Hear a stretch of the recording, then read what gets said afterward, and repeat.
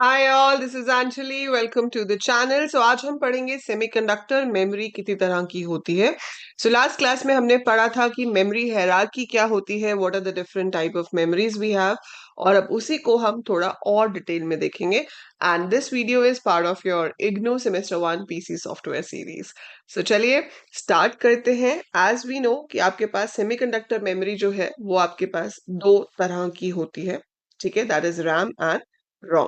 So all computers except very small computers contain both semiconductor as well as magnetic memory. तो hard disk जो है हमारी वो magnetic memory होती है, और सेमीकंडक्टर में आपके पास रैम एंड रोम आ जाती है जिसमें चिप्स होती हैं। चिप्स के फॉर्म में आपका डेटा जो है वो स्टोर होता है। So all modern computers use semiconductor memory as its main memory, जिसे हम प्राइमरी मेमोरी कहते हैं।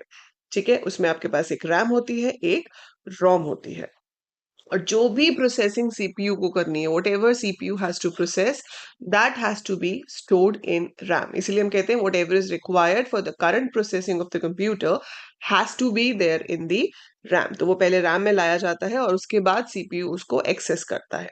उससे ज्यादा फास्ट हमारे पास कैश होता है, और उससे भी ज्यादा फास्ट होते हैं सीपीयू के रजिस्टर्स। ठीक है, अब उसके अलावा आपके पास होती है रोम, read only memory.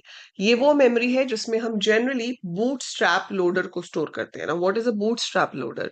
Bootstrap loader is that part of the code which actually starts up your computer. क्योंकि देखो, जो आपका कंप्यूटर को चलाता है वो सॉफ्टवेयर होता है ओएस, ऑपरेटिंग सिस्टम।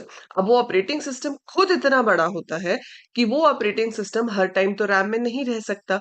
तो जब आपका कंप्यूटर ऑफ है, आपका ऑपरेटिंग सिस्टम हार्ड डिस्क में है, जब हम उसे ऑन करते हैं तो जो उसके इंपॉर्टेंट फंक्शंस हैं वो हार्ड डिस्क से रैम में लाए जाते हैं ताकि हमारा कंप्यूटर चलना शुरू करे। उसको लाने का जो काम है वो करता है आपका बूट स्ट्रैप लोडर, और वो जो बूट स्ट्रैप लोडर है वो स्टोर होता है कहाँ पर? रोम में, रीड ओनली मेमोरी। नाम से ही पता चल रहा है रीड ओनली मेमोरी, मतलब आप उसमें से सिर्फ रीड कर सकते हो। उसमें जो डेटा है वो प्रोसेसर रीड करेगा, उसके accordingly it is going to executed, लेकिन उस डेटा को मॉडिफाई नहीं करता है। सो सिर्फ रीड हो सकता है, राइट नहीं हो सकता। RAM is read write both, दोनों ऑपरेशन हो सकते हैं। ठीक है, the primary storage is a semiconductor device that is built using integrated circuits. The data is stored in binary form in main memory, numeric as well as non-numeric data. चाहे किसी भी तरह का डेटा हो, चाहे बड़ी से बड़ी इमेज हो, वीडियो हो, हर चीज आपकी बाइनरी की फॉर्म में ही स्टोर होती है कंप्यूटर में, that is zeros and one की फॉर्म में स्टोर होती है। ठीक है, जो कैरेक्टर्स को रिप्रेजेंट करने के लिए कोड यूज होता आया है सदियों से, वो है ASCII, American standard code for information interchange, which is basically a 7-बिट कोड। लेकिन हमारी मेमोरी की सबसे छोटी यूनिट 1 बाइट होती है, तो हम कहते हैं कि 1 byte of space 1 character requires. यहाँ पर आपको ये भी पता होना बहुत जरूरी है कि मेमोरी को हम मापते कैसे है ना। जैसे जब आप किसी चीज का वेट देखते हो तो हम कहते हैं ना, ये इतने किलोग्राम है, ये इतने ग्राम है। अगर लिक्विड है तो हम उसको लीटर्स में करते हैं, डिस्टेंस कर रहे हैं तो किलोमीटर्स में करते हैं।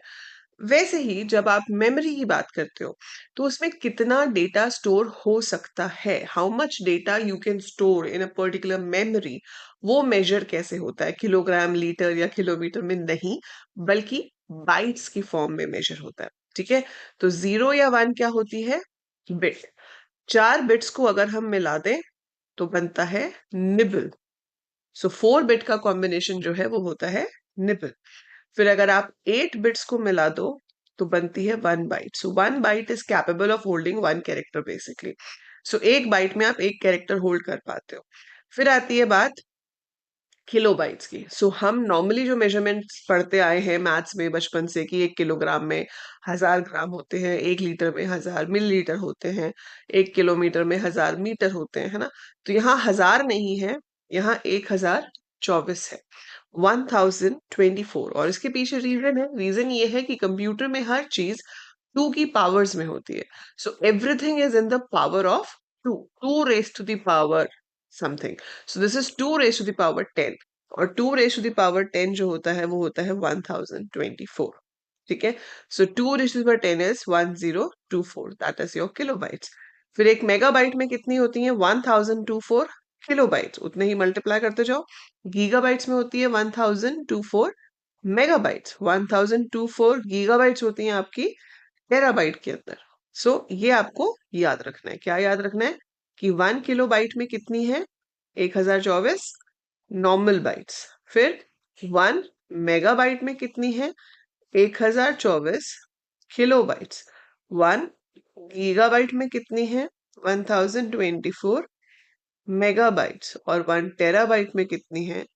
1024 गीगाबाइट्स। ठीक है, that is how we measure it. ठीक है, types of main memory. Again, main memory आपके पास दो तरह की है, रैम एंड रोम। अब उसके भी यहाँ फर्दर सब पार्ट्स है। जो रैम है वो डी रैम, डायनेमिक रैम और स्टैटिक रैम है। ROM is P ROM and EP ROM है। अब इनकी फुल फॉर्म क्या है और इनका मतलब क्या है वो हम देखेंगे यहाँ पर। सबसे पहले बात करते हैं रैम की। रैम आपके पास दो तरह की बताई गई है, डायनामिक और स्टैटिक रैम। ठीक है, स्टैटिक रैम क्या करती है? It retain stored information only as long as the power supply is on, whereas a dynamic RAM loses its stored information in a very short time, even though the power supply is on. Dynamic RAMs are cheaper and consume less power, whereas the RAMs are costlier and consume more power. तो हम DRAM use करते हैं आजकल। इसमें क्या होता है, capacitors लगे होते हैं कि एक बार पावर सप्लाई जाएगी और फिर वो उस डेटा को मेंटेन करके रखेगा इवन इफ उसमें पावर सप्लाई नहीं आ रही है for certain time.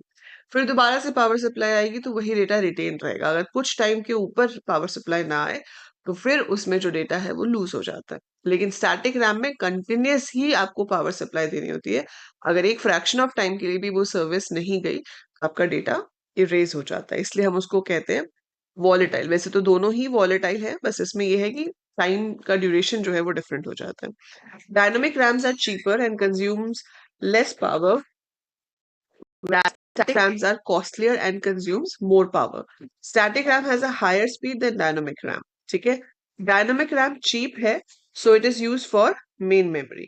So static RAM हम यूज नहीं करते हैं ज्यादातर। हमारे सिस्टम्स में जो यूज होती है वो आपकी डायनामिक रैम ही होती है जो ज्यादातर यूज की जाती है। ठीक है, ये चिप इस तरह से दिखती है। अब लैपटॉप्स हम ज्यादा यूज करते हैं तो उसमें तो आप खोल के ये नहीं देख सकते, पर अगर आपके पास पुराना वाला सिस्टम यूनिट है, जो डेस्कटॉप कंप्यूटर्स हम यूज करते थे, तो वो डब्बा खोल के अंदर मदरबोर्ड दिखता है और उस मदरबोर्ड के ऊपर हम इस चिप को भी देख सकते हैं इफ यू वांट। ठीक है, ये आपका हो गया रैंडम एक्सेस मेमोरी। इसके अलावा आपके पास ये सारी रैम के टाइप्स भी अवेलेबल हैं, जैसे कि EDO, extended data output RAM. In an EDO RAM, any memory access stores 256 bytes of data into latches. The latch holds next 256 bytes of information, so that in most programs which are sequentially executed, the data are available without wait stage. तो इसमें जो कम कम bytes नहीं read करते, blocks बन जाते हैं 256 bytes each, और जब भी रीड ऑपरेशन होगा तो वो एक साथ उतने लैच को, उतने बॉक्स को रीड करके लाएगा। ताकि सीक्वेंशियल का मतलब है कि प्रोग्राम ने अगर अभी इस इंस्ट्रक्शन को रीड किया तो ऑब्वियसली इससे अगली को करेगा, फिर उससे अगली को करेगा, तो एक ही बारी में वो सारे रीड हो जाते हैं। SD RAM है synchronous DRAM and SG RAM है synchronous graphic RAM. Synchronous dynamic RAM और ये क्या हो गया, synchronous graphic RAM. These RAM chips use the same clock rate. Synchronous का मतलब ही होता है जो चीज clock based हो कंप्यूटर में। सिस्टम की अपनी क्लॉक होती है और जो टाइमिंग के हिसाब से काम होता है उसको सिंक्रोनस कहते हैं। जो काम जनरली होता है इंस्ट्रक्शन देने पे, टाइमिंग पे बेस्ड नहीं होता, उसको असिंक्रोनस कहते हैं। तो यहाँ पर जो क्लॉक बेस्ड होता है उसको सिंक्रोनस कहते हैं। As a result, the memory chips remain ready to transfer data when the CPU expects them to be busy. SDRAM is often used as mass storage, whereas SGRAM is used for high-end graphics memory. तो ये सिर्फ gaming laptop वगैरह जहाँ पे high and graphics आपको चाहिए उसको support करने के लिए यूज होती है। Then you have dual ported DRAM. These types of RAM allow one to access two memory locations simultaneously. Sometimes it's also called video RAM और VRAM या फिर WRAM, जिसे विंडो रैम कहते हैं। ठीक है, और ये सिर्फ आपकी मल्टीपल वीडियोस को फेच करने के लिए या वीडियो को हाई स्पीड पे प्ले करने के लिए, कि आप दो लोकेशन से वीडियो का कंटेंट रीड कर रहे हो, वहां पर यूज होती है। वेरी रेयरली यूज, बट ठीक है, it is one of the option, तो आपको पता होना चाहिए। ठीक है, फिर आपके पास है एक SIMM and DIMM. These stand for single inline and double inline memory modules. These are small printed circuit cards on which several DRAM memory chips are placed. Such cards are plugged into the system board of the computer. तो ये आपके सारे के सारे motherboard के ऊपर chips होते हैं जनरली आपकी डी रैम ही यूज होती है। These are some exceptional type of RAMs जो कुछ स्पेसिफिक टाइप के कंप्यूटर में चाहिए होती है। तो आपको सिर्फ इनकी फुल फॉर्म याद रखनी है, दैट इज इट। उससे ऊपर डायरेक्ट इनके ऊपर क्वेश्चन नहीं आता है। Then comes read only memory. So read only memory non volatile है, पावर नहीं भी है तो कोई फर्क नहीं पड़ता, पावर है तो भी ठीक है, नहीं है तो भी ठीक है, ये डेटा अपने आप इरेज नहीं होगा। ठीक है। अब रोम भी हमारे पास अलग तरह की है। We have P ROM, we have EP ROM. P ROM का मतलब होता है प्रोग्रामेबल रीड ओनली मेमोरी। ठीक है। सो प्रोग्रामेबल रीड ओनली मेमोरी कि आपके पास मैन्युफैक्चरर ने आपको जो मेमोरी दी है वो एक बार हम प्रोग्राम कर सकते हैं। ठीक है, उसकी कोडिंग हो सकती है। So that is programmable read only memory. ठीक है। फिर है आपके पास EPROM, electrically erasable programmable read only memory. एक होती है EPROM, erasable programmable read only memory, क्या electrically erasable programmable read only memory, दोनों में क्या फर्क है? ईपीरोम में अल्ट्रा वायलेट रेज यूज होती है टू इरेज योर रोम। ठीक है, उसके बाद उसको रिप्रोग्राम किया जा सकता है। जबकि ईईपी रोम में इलेक्ट्रॉनिक रेज के थ्रू हम ये काम कर सकते हैं। ठीक है। So a variation of ROM chips is programmable read only memory which data can be written only once. एक बार हम प्रोग्राम कर सकते हैं, बार बार नहीं कर सकते। ठीक है। ईपी रोम और ईईपी रोम को बार बार कर सकते हैं, और इसमें राइटिंग जो है वो यूजिंग, राइटिंग तो इलेक्ट्रिकली होती है बट इरेजिंग जो है वो यूजिंग यूवी लाइट होता है ईपी रोम में, और ईईपी रोम में आप वो काम इलेक्ट्रिकली कर सकते हो। तो ये तो हो गई आपकी सेमी कंडक्टर मेमोरी। ठीक है। नेक्स्ट हम करेंगे सेकेंडरी मेमोरी, जिसे हम मैग्नेटिक मेमोरी भी कहते हैं, and we will be discussing what are the various sources जिसमें आपका डेटा मैग्नेटिक फॉर्म में और ऑप्टिकल फॉर्म में स्टोर हो सकता है।